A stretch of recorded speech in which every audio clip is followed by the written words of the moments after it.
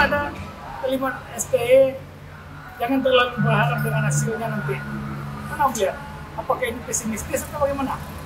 Ya, karena STY kan selama ini kan disodorkan dengan pemain yang punya karakter yang di luar karakter Indonesia biasanya kan. Ya. Kalau pemain diaspora itu kan karakter cara berpikirnya kan sedikit berbeda dengan pemain Indonesia. Ya. Saya rasa untuk ini untuk masalah pemain ya, kita tidak kekurangan mungkin masalah pemain yang usia 20 ini. Mau di satu sisi Putih Merah Sakti kan punya target sendiri juga ya.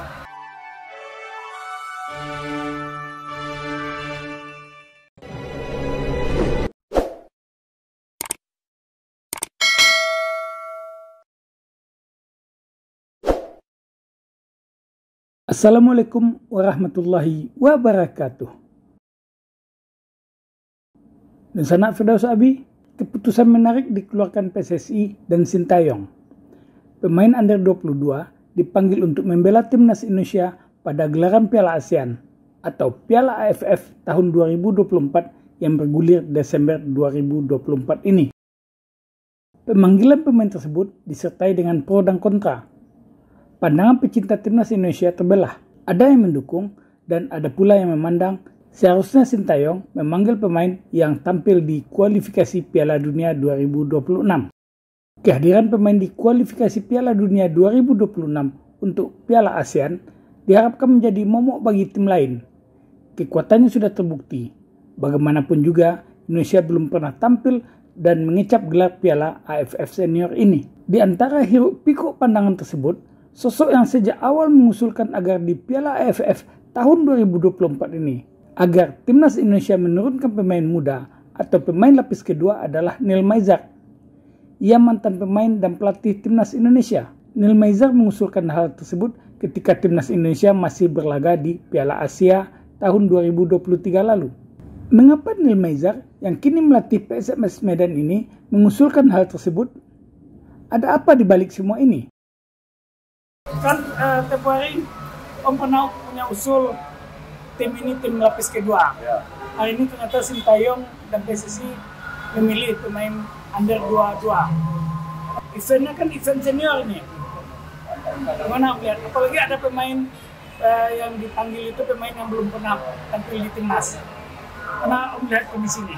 Ya, kalau saya lihat ini satu langkah yang positif buat STY. Dan STY membuktikan bahwa sebenarnya kita punya talenta pemain yang sangat luar biasa di luar dari pemain diaspora yang ada. Nah, dan ini kesempatan untuk STY membuktikan bahwa dia memang bisa mengeksplor, meningkatkan potensi pemain di luar yang diaspora.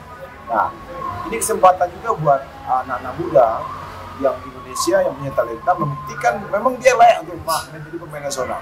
Ya, apakah sekarang dia pemain pertama atau sudah pernah mengenakan kostum nasional, ini mungkin buat mereka. Nah, sehingga di PLFF ini kan targetnya juara juga. Ya mudah-mudahan dengan kompetensi pemain yang ada, ditambah pemain diaspora yang usianya masih muda, yang masuk ke tim AFF ini akan membuat suatu kolaborasi yang bagus, sehingga menciptakan tim nasional bayangan. Karena mereka kan usia muda, dan kita harap 2-3 tahun datang mereka akan memberikan estafet lah buat pemain senior, dan STY punya bank data pemain. Kalau seandainya 2-3 tahun nanti pemain yang senior tidak bisa main lagi. Dan saya yakin tuh.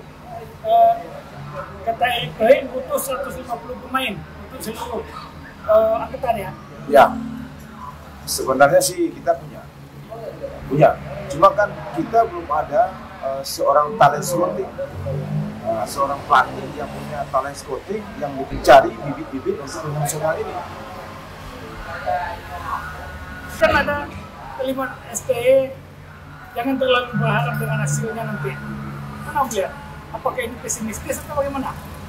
Ya, karena STY kan selama ini kan disodorkan dengan pemain yang punya karakter yang di luar karakter Indonesia biasanya kan. Kalau pemain diaspora itu kan karakter cara berpikirnya kan sedikit berbeda dengan pemain Indonesia. Karena tersistem dan terstruktur dengan kehidupan sepak bola yang udah mendunia, mereka udah terbiasa. Nah sekarang dengan pemain yang labelnya Indonesia yang masuk di Liga 1 ini atau Liga 2 yang dipanggil, mampu nggak STW untuk mengaduk, merancang tim ini menjadi hebat? Nah, mungkin ya itu suatu jawaban yang masih ada keraguan, tapi nanti coba kita lihat dan kita berharap potensi pemain muda ini bisa menghasilkan sesuatu. Minimal dia bisa menunjukkan bahwa dia layak untuk diperhatikan dan untuk bersaing di tim nasional dan menjadi pemain nasional. Jadi kalau Om lihat apapun hasilnya, ini sebetulnya ujian untuk regenerasi ya? Iya, ujian untuk STE, juga ujian untuk pemain muda. Buktikanlah. Kalau kemarin kan disebut pemain-pemain yang dipanggil pulang itu bukan Indonesia ada segala macam. Dan ini pembuktiannya. Ya sebenarnya itu kan istilah aja. Mereka kan darah Indonesia ya, cuma kan memang mereka selama ini kan di luar negeri. Ya. Nah sekarang bagaimana pemain-pemain yang banyak di dalam negeri membuktikan bahwa mereka sebenarnya dengan pemain yang diaspora itu tidak terlalu jauh berbeda, dan itu pembuktiannya di akhir ini. Di sisi lain, rekan pemain Nil Maizar saat masih membela Galata Mas Padang dulu, yakni Afdal Yusra, justru melihat sisi positif lainnya.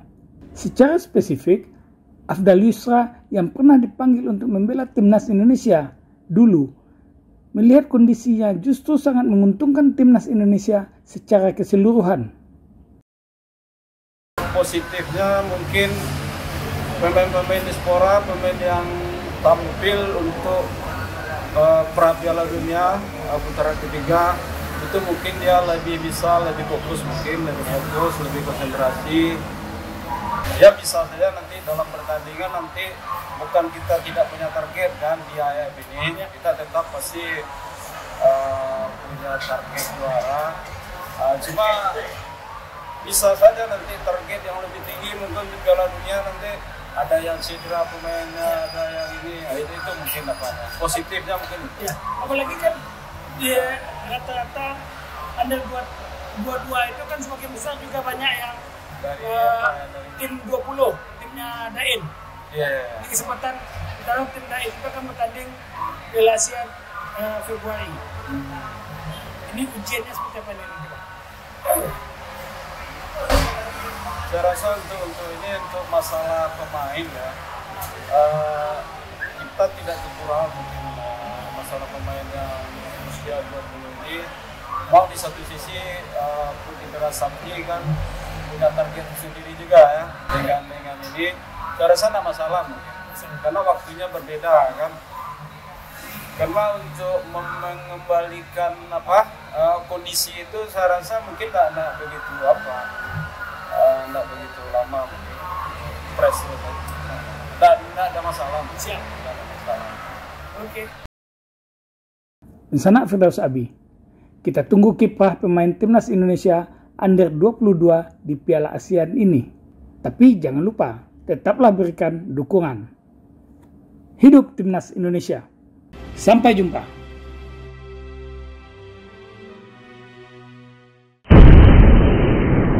Sampai di sini dulu jumpa kita kali ini, dan tetap dukung channel ini sehingga kami bisa memberikan informasi-informasi yang inspiratif untuk kita semua.